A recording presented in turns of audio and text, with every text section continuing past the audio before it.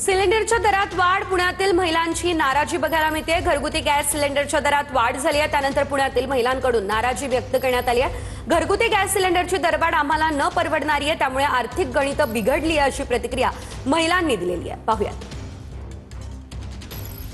दरवर 60-60 रुपयांनी वाढ झाली तर आम्ही गरीब समाजाने काय करायचं? आमची एवढी कमाई पण नाही, आमच्या हातावरचं पोट आहे। आम्ही रोज पापड लाटून आमच्या घरातलं सगळं हे करतोय। याचा काहीतरी हे करावा अशी आमची मागणी आहे। नवीन दर आजपासूनच नाहीये सुरू, हे प्रत्येक 2-2 महिन्यांनी सुरू होत आहेत। सामान्य जनतेने काय करायचं म्हणजे नाही का, कुठनं पैसे आणायचे एवढे? जो 300 रुपयाचा 400 रुपयाचा सिलेंडर आहे तो डायरेक्ट 900 रुपये 1000 रुपयापर्यंत केलेत। जे रोज जे कमवतात त्यांचं कसं होणार म्हणजे इथून पुढं?